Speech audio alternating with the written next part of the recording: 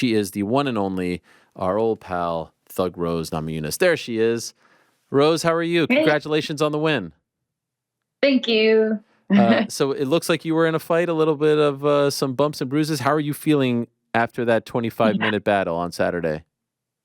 Yeah, I actually feel really good today. My shoulders were a little sore last night, but yeah, I feel great today. Overall, are you happy with the body of work, with what you did out there? I felt like I did my best. I prepared really well. But I will say that I know I was definitely capable of doing a lot better. I felt like a lot of the stuff that we worked on in camp, I'm hoping that, because I know that it takes a while for things like what you work on in a camp usually comes out like a fight or two later.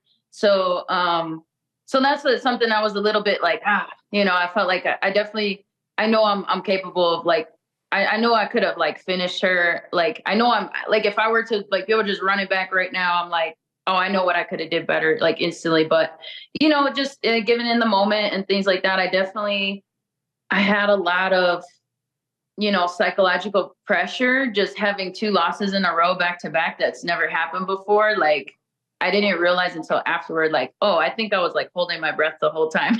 Wow. So have you ever Yeah. felt that before going? I know you said you've never experienced a two-fight losing Yeah. streak, but like that kind of psychological pressure? Um, I mean, a little bit with like when I rematched Andrade, but that was a little bit more of like a daunting feeling. Then this was like, I was just kind of like suppressing it in my subconscious. I was just like, well, just whatever, don't think about it too much. But Yeah, and then I think just being, it's crazy because like the experience that I have is a double-edged sword. Like, on the one hand, it's really good. It helped me a lot, just to capitalize on mistakes that she made and to stay calm and to be cool and collected. But at the same time, I think the more experiences you get, like the the the easier it is to like get lazy on things too. You know what I mean? So it's just like kind of it's just a new challenge, that but overall, like I wish I could have got the finish, but overall I'm happy with my performance. Just I did feel like there was a lot of good things that I did do too. In terms of technique, what do you wish you would have done? Like put together more combinations, even like ground and pound better. She was holding on to me really tight when I was on top of her. Just like kind of just create more damage, and then not get like off balance sometimes. Like, sometimes I was throwing, some landing certain counters. I wish I had my feet under me a little bit better. Um, but I do think I'm also still getting adjusted to, I think, like the new muscles and the new physique that I have at this weight. But yeah, so I think it's just like mainly putting more combinations together, and then even like, um, yeah, the ground and pound for sure would have been nice, and like passing guard. I was Yeah. just going to ask about the new weight class. So second fight now, 125. Any difference in how you felt this time as opposed to in September? Yeah, I definitely felt stronger. It was, I, like I said, it's weird because I think that I think I was able to put together. It was weird. Like, I was fighting with, a dislocated finger, but for some reason I was able to like string together better combinations in that fight.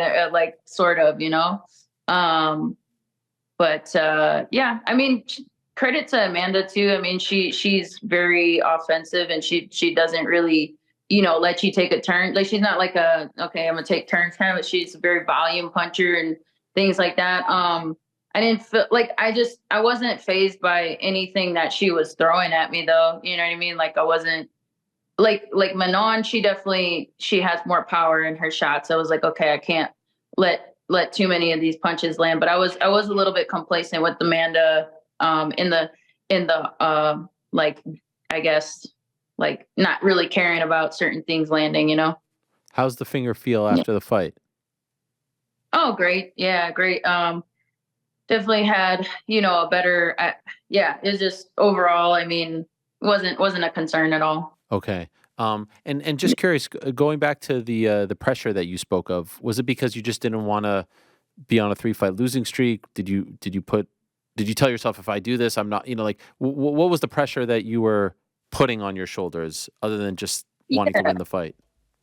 I mean, I had no doubt in my mind that I was better than Amanda in every aspect of the fight. Like leading up to it, I knew I was the better fighter. Like there's no way, but it was okay. Do I want it as bad? Am I going to show up? Am I still gonna do what I know that I've done in the past? You know what I mean? And but not only that, just what was I gonna say? Oh, so leading up to the fight too, like I had three really I have really vivid dreams a lot of the times, and sometimes I'll be able to visualize the fight. And for this one, I've never had this happen before, but I literally seen the like in my dreams I lost three times. Like the first time, like and first two times there was like unfair circumstances that like one I got robbed, and then the first time it was like this really sounds crazy, but I was supposed to go fight her, and then at the last second they switched it to like a dude. So I Wow. had to like yeah, I had to fight a dude, and then I was getting beat up, and then all of a sudden like I ended up like falling into a rear naked choke and finishing the person, but then like they still gave it to them. So that was weird. I was like, that doesn't make any sense. And then and then the third dream that I had, nightmare, I should say, I had the feeling of I lost, but I don't remember what happened in the fight. And I was just like trying to piece it together. And like, it was just that post loss feeling in the locker room where it's just like, you're just like it just sucks. And I was like, did I get knocked out? Did I get choked out? Like what happened?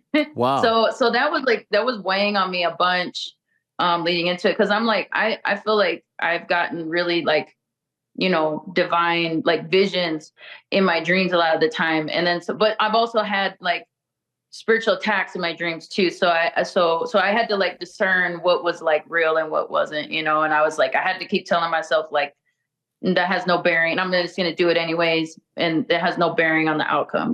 How close to the fight were these dreams happening? Within like once a week, within like the last 3 weeks of training, so like a month before the fight. And ever to the point where it felt so real, like you felt like it was like a message being sent to you to not fight?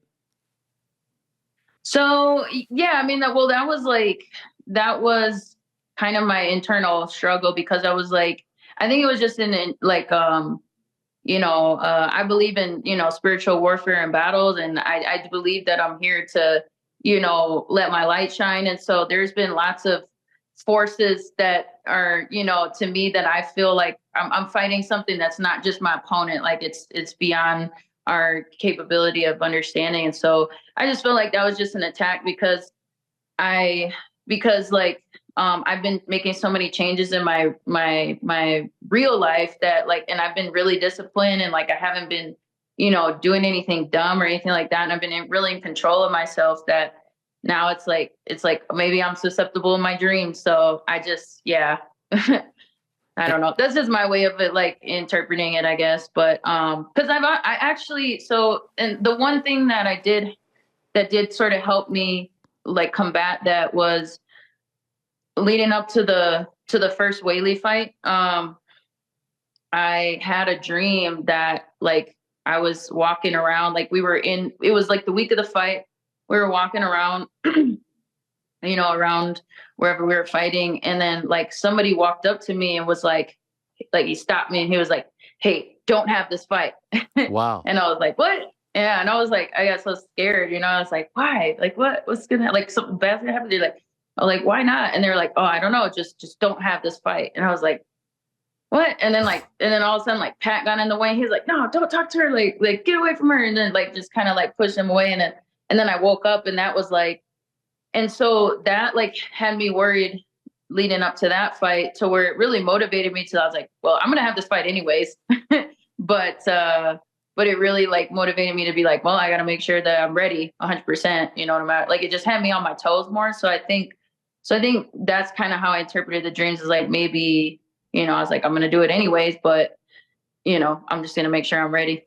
Have you ever talked to someone about the dreams?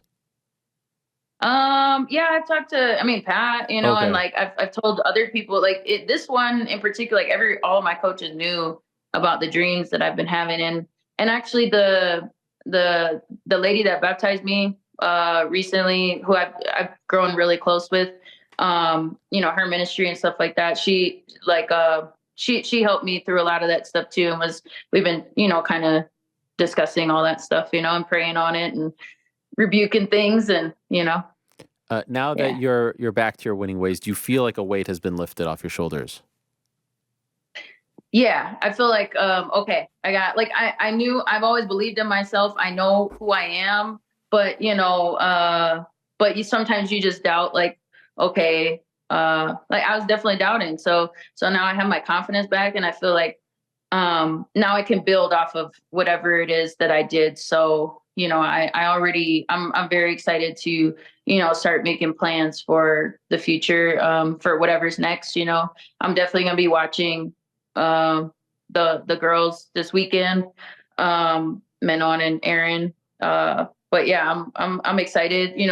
Like I said, my shoulders are a little sore. Like this camp, for some reason, I don't know if I'm just like swinging harder or whatever, but yeah, I was like, my arms just, I don't have any injuries as far as I know, but I just want to double check on that just to make sure, nothing's going on there.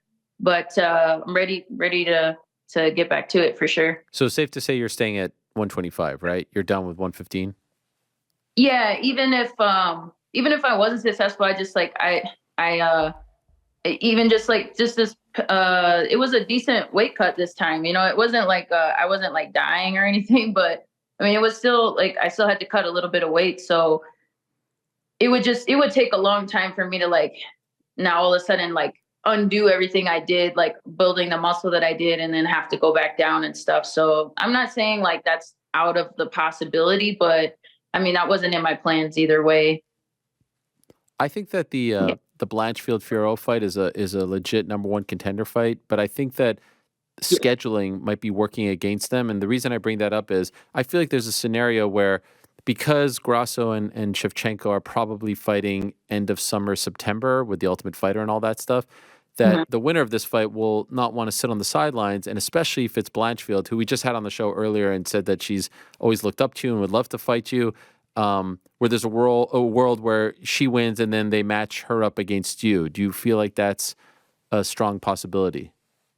Yeah, I'd like to fight either of those ladies, and yeah, I do appreciate the respect coming from Erin, because I respect her a lot as well, and I'm very impressed with her skills and stuff like that. And so yeah, I want to be as active as possible. Like all I wanted was to have the win and come out healthy, so I can make a decent turnaround, not like super quick, but like I was hoping in the summertime or something like that, but yeah, so um yeah, that would be really cool. And hopefully, yeah, either one of those ladies would be awesome for sure. Who do you think wins that fight? It's weird because as much as I think this, I think Manon has a very, like, she's just got a different style, so she's kind of awkward, but like not awkward in a bad way, but like, she's got them like weird side kicks and, lefty and karate style kind of a thing. Um and she is pretty strong, but I just think based on, and it's just, I'm only basing it off of like our fight, because but like I just felt like she was kind of fading towards the end of our fight, and I was, I was hurting like my pinky obviously. So I just feel like Erin puts out a really good pace, and unless if Manon catches her with something and like finishes her early, I kind of feel like I'm leaning towards Erin in this fight. On the flip side of things, as far as the respect, we have Maycee Barber, who I saw you say on the dais at the post fight press conference that she's been calling you out for a long time, and you said like you thought that was funny over the years, and now you'd be open to Yeah. fighting her. What did you mean by that? Did you feel like it was disrespectful the Yeah, way I she was mean, talking? I've been. Wait, what's that? Did you feel like she was being disrespectful? What did you mean when you said you thought it was funny that she was always calling you out?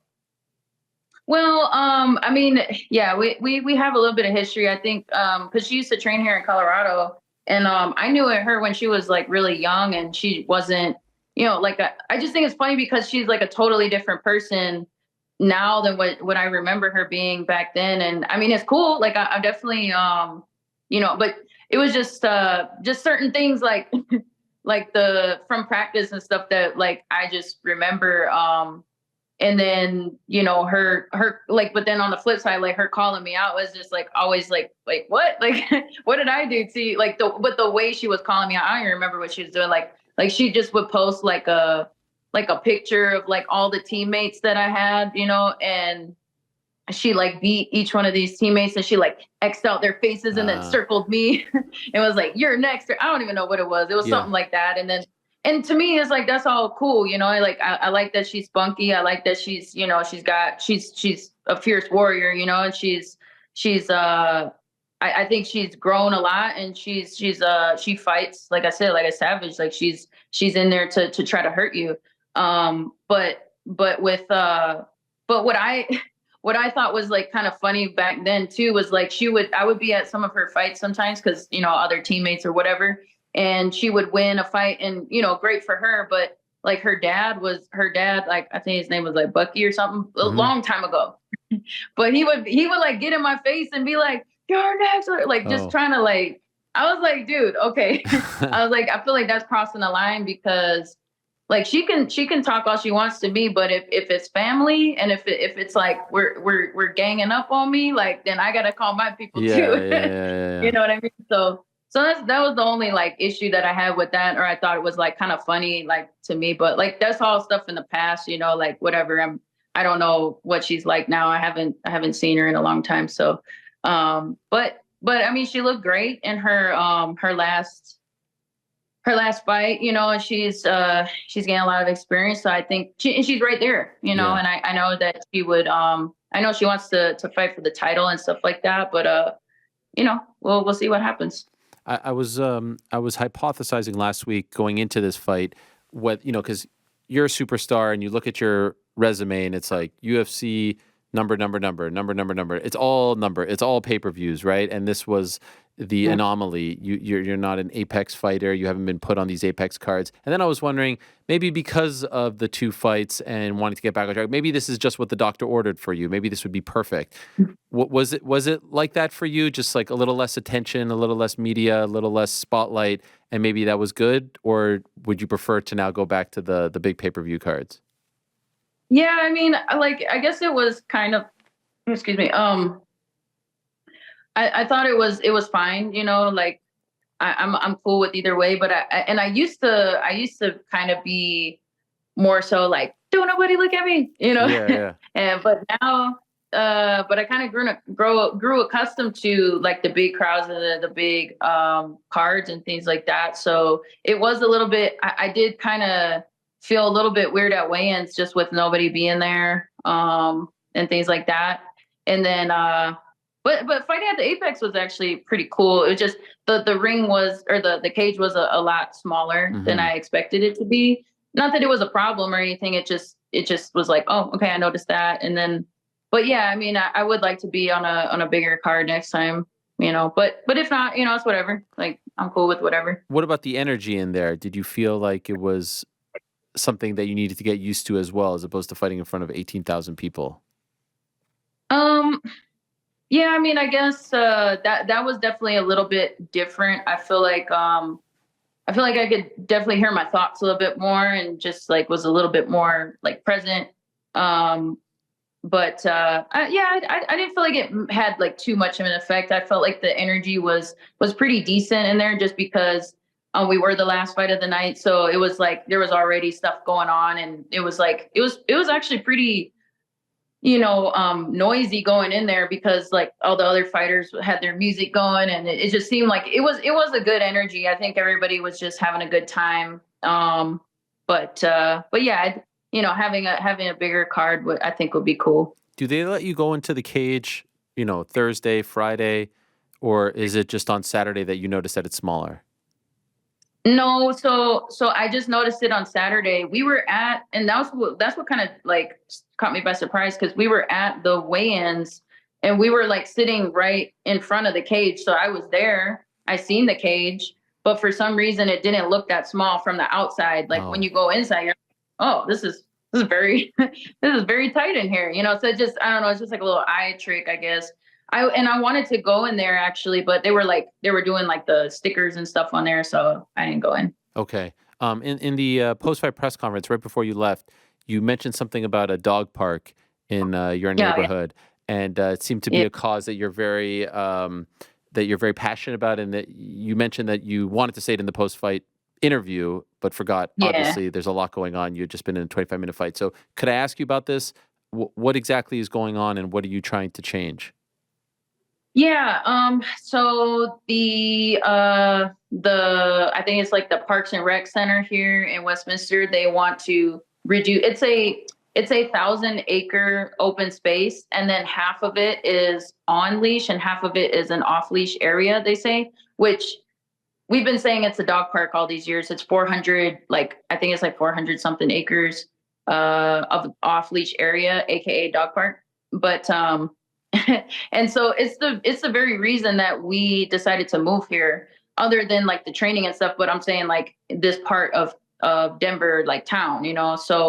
Um so they want to reduce the 400 part and reduce it to 33 acres, which would be terrible. One, and so the reason they're saying that is because um they want to preserve the open space area, because it's they're saying it's like erosion, and then like there's E. coli in the water, which, and there's like all these things that they're saying, but when we had the city council meeting or whatever, there was so many smarter people than myself that showed up, like biologists and just different people that are experts, that are like, or just people that looked into the studies that they did, and they're like, oh no, this is wrong, that's wrong, like uh or this is like inconsistent. And so it just seems like, and there was other meetings before, but like it was not like, I remember when they put the QR code up and they were like, oh, we're going to do some projects here at the open space. And so it was like, oh, cool, they're going to make it better. Great. Because we've all, like,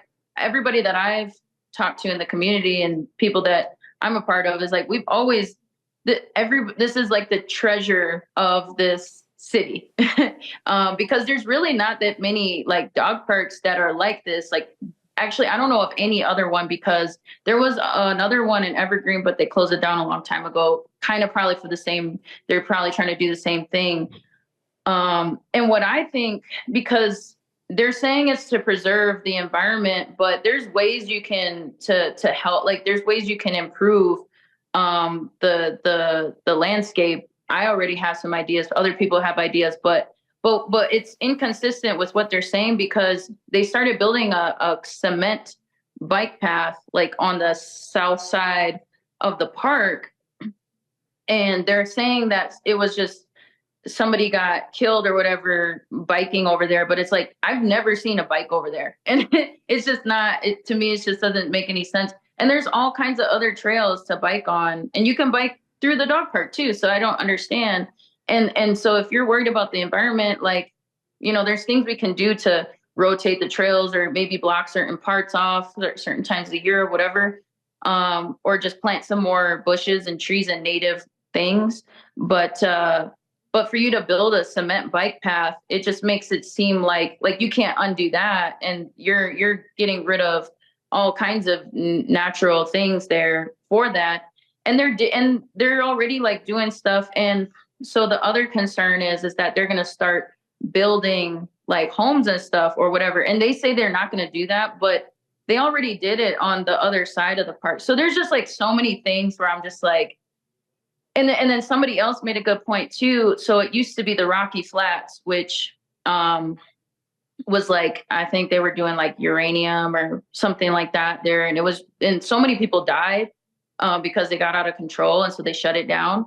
And so the lady was like, whatever you do, just keep it the dog park, because if you start to dig up here, like they already started, there's certain places that they started digging up to build homes, and they have to sign like a waiver before they buy, or before they move in, that they're not going to plant any gardens, because you can't eat from that soil, because it's radiation. So, and what's crazy is to build the bike path, they already dug up something there. So to me, it's just like, I just do not want that to happen.